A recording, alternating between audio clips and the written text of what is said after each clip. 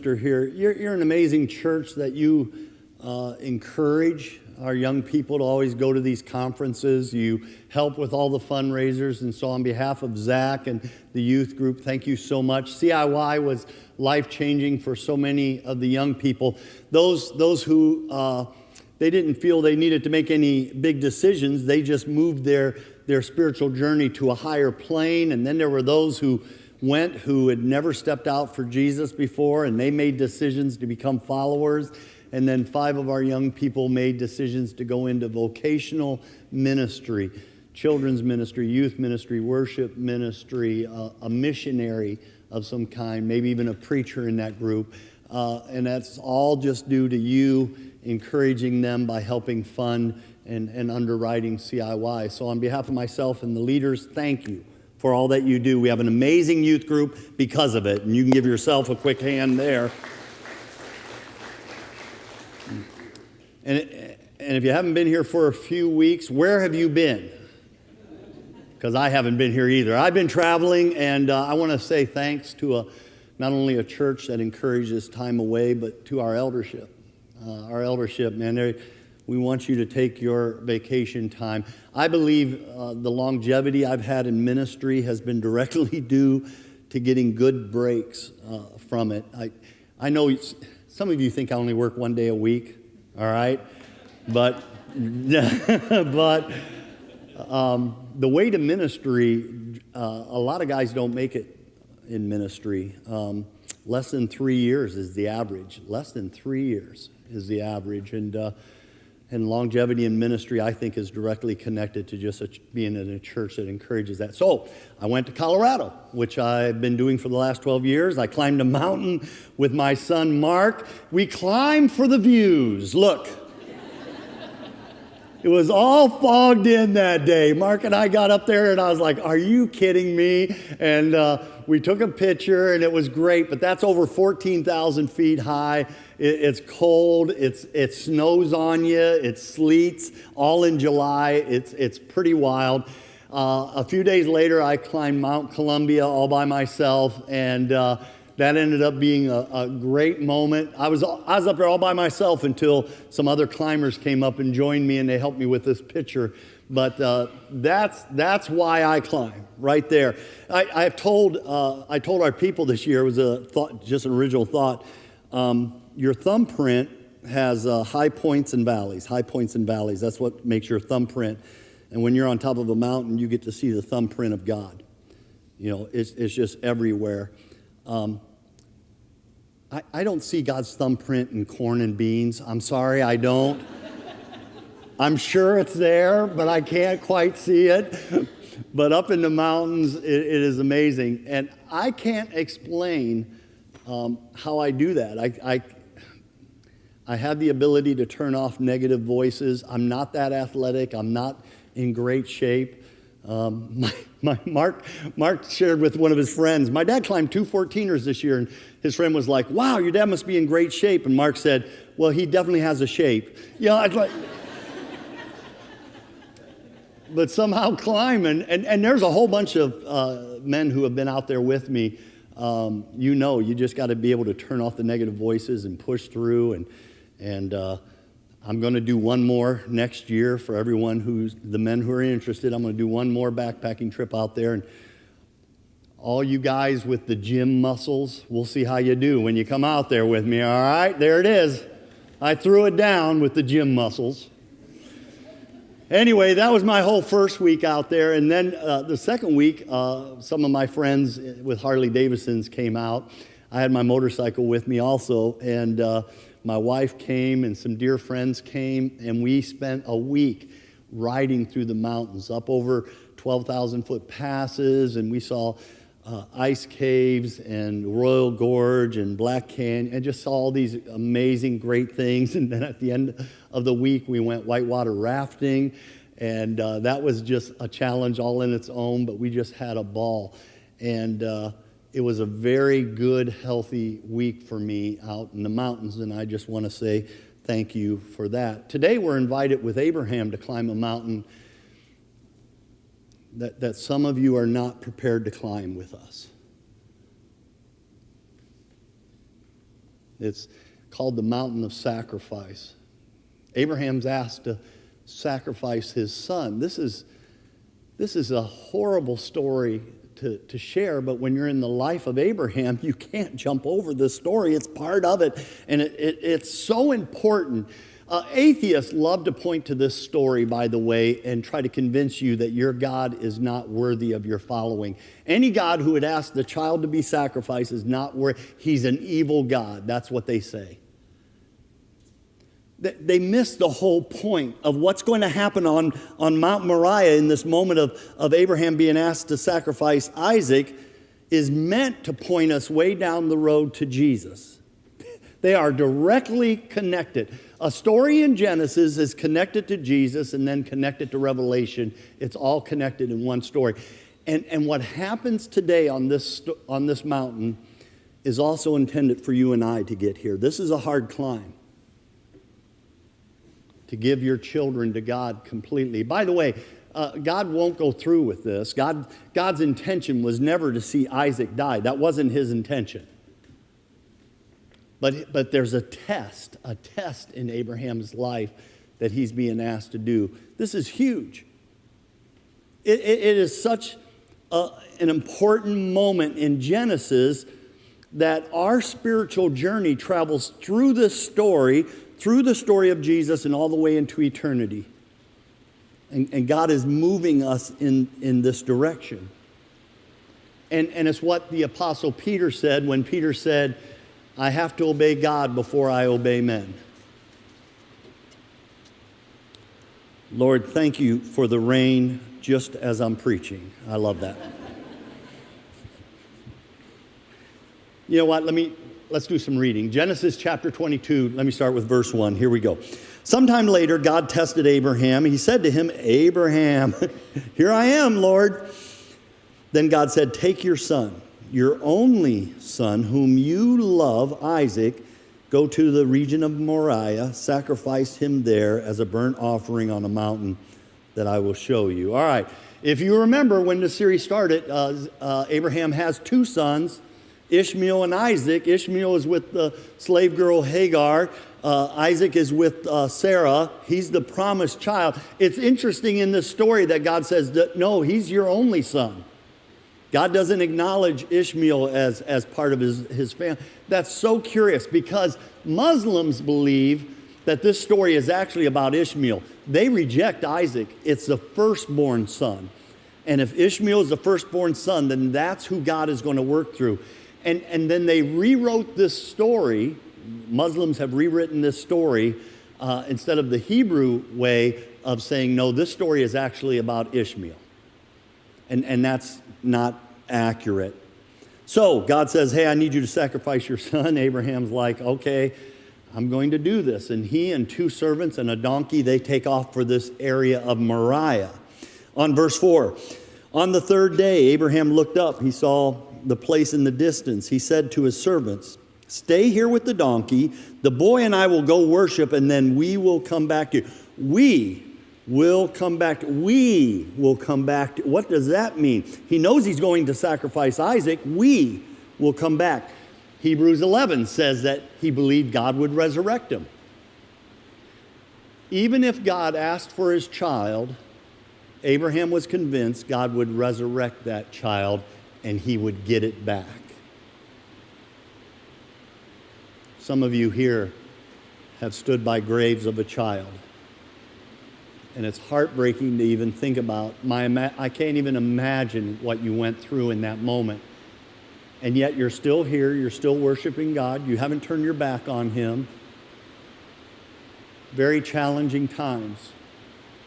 But you believe in the resurrection also, that one day you get that child back. So did Abraham. Verse 6, and I'm just going to keep reading now. Abraham took the wood for the burnt offering. He placed it on his son Isaac, and he himself carried the knife and the fire. As the two of them went on together, Isaac spoke up. He said to his father Abraham, Father. Yes, my son. The fire and the wood are here, Isaac said. But where is the lamb for the burnt offering?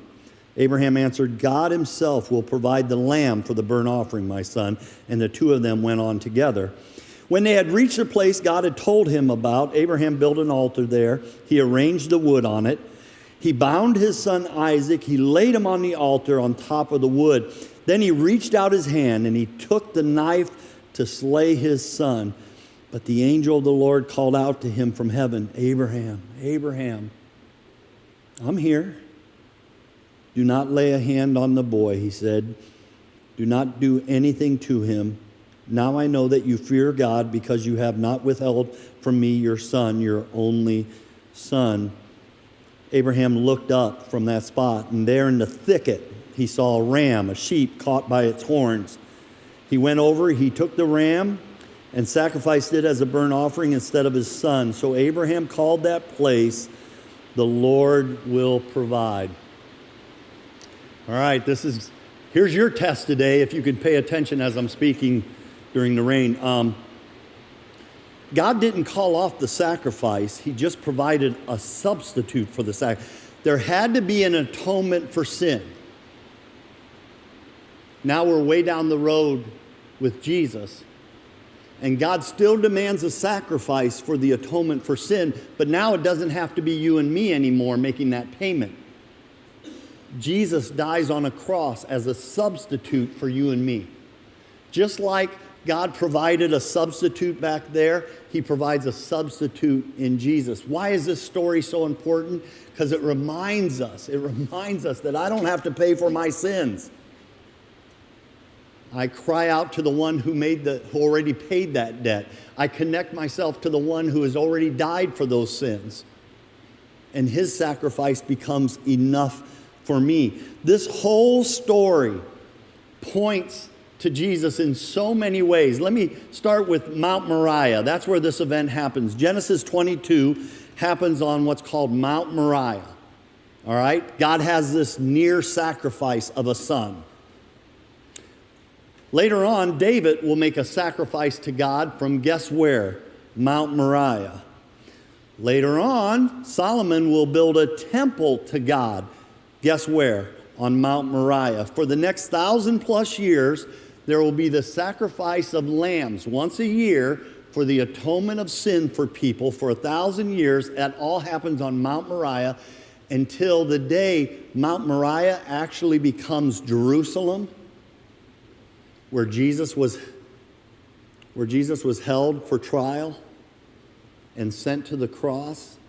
Jesus will go to a place called Calvary, which is actually Mount Moriah, and he will die for us.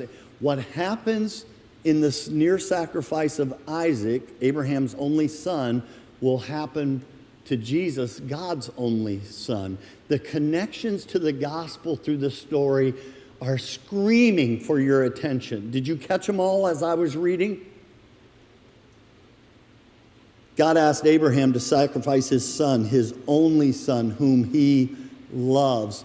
For God so loved the world that he gave his only son. When Jesus was being baptized, this is my son, whom I love, God said. Abraham is going to give the son he loves. God gave the son he loves. There is to be a burnt offering, and in ancient times, that's a sacrifice for the atonement of sin. Jesus becomes our atonement for sin. Isaac is accompanied by 2 men on this journey to the sacrifice. Jesus will be accompanied by 2 thieves on his way to his sacrifice. All the wood for the sacrifice was placed on Isaac to carry. The cross will be placed on Jesus to carry. And then there's that ram. Ram means sheep. Caught in a thicket, that means thorns, and he was caught by his horns, by his head. And later on, Jesus will wear a crown of thorns as he goes to the sacrifice. 3 days after this event, Isaac returns back to the 2 that were waiting by the donkey alive. And 3 days later, Jesus returns after Calvary back to us alive. This whole thing wasn't meant to sacrifice a child. It was all about pointing you and I way down the road to Jesus. Anyone who says the Bible is made up, That can't even be possible that those two stories lined up that well. And they're thousands of years apart.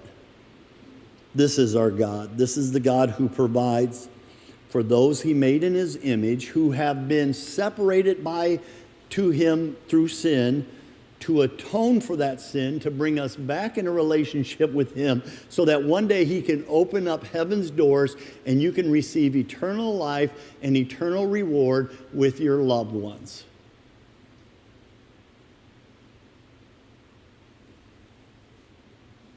This is the God I follow. Abraham faced his greatest test, and he passed. Did Abraham love God more than he loved his child? And the answer was yes. How about you? This is hard. Whitewater rafting. Every so often, man, those rapids turned difficult. And our guide, you should have heard, oh my goodness, the guide had these horrible names for the rapids. You know, up ahead is meat grinder. Get ready for meat grind. What? You know, up ahead is broken hand pass. Broken hand pass. Up ahead, we call this the Widowmaker. Widow. I looked at Bonnie. She was all grins. What? He said it was the Widowmaker. She goes, I know. Yeah. I asked the guide, I was like, is there any fluffy bunny way that we could consider? And he just laughed. He goes, no, there's no. Let me tell you something about going through life. You young ones, you don't even know yet. There's no fluffy bunny way through life. It's hard. It's hard, and every so often you even find yourself doing the impossible. You find yourself standing by a grave. If it's an older person, we accept it quick. Nobody questions God or judges God in those moments. But if it's a child, we judge God. We're judging God. I'm going to say something here some of you are not going to like. It is God's prerogative to take who he wants. If God asked for Isaac to be sacrificed, Abraham said, that is your prerogative. If God asks for Israel to wipe out the Canaanites in the Old Testament, that is God's prerogative to do so. And it's not your place to judge if he's good or bad in that. You don't know the big picture. You don't see what he's doing. You don't understand the future. God has a plan, and he's making it work, and every so often it requires him to have total prerogative. You and I are here this morning because of his prerogative. The fact that you still have a heartbeat in your chest, the fact that you still have a breath in your lung was by his kindness and by his grace. And he could call us home at any moment. Question is, do I trust God enough to just let him have his way? And that's hard. Here's why some of you won't climb this mountain this morning.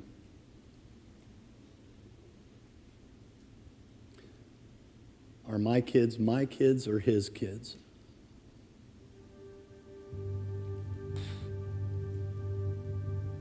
That's not easy. I love my children more than I love my next breath. I love my grandkids more than I love my next breath. I'd give my life up for them in a moment, but it's not always my call. And can I give my kids back to God and say, you know what, they're yours first? Can you do that? This is a hard mountain to climb.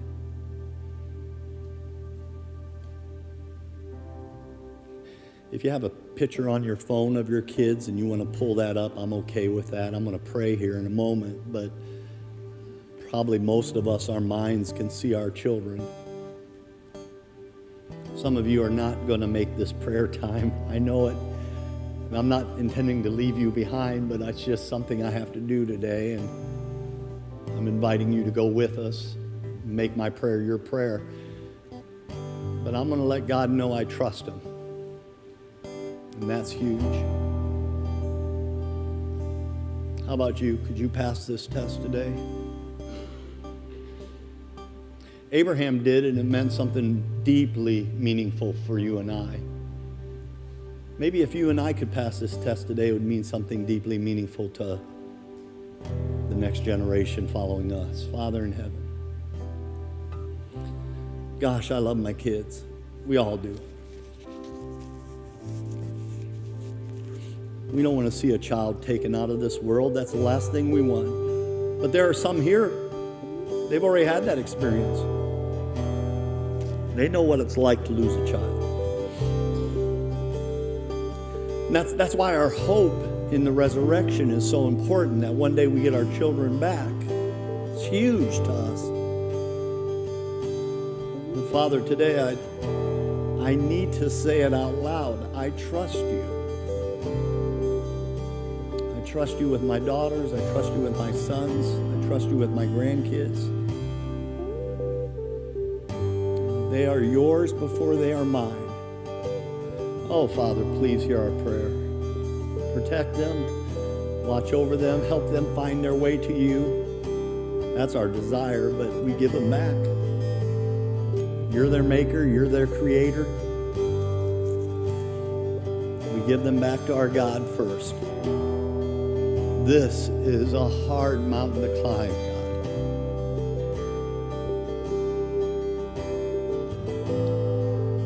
So in your prayer now, if you're ready, just to yourself, just whisper the words, I trust you, God.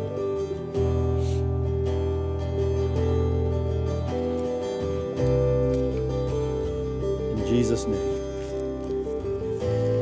Amen. That, ladies and gentlemen, is why the sacrifice, the mountain of sacrifice is so hard.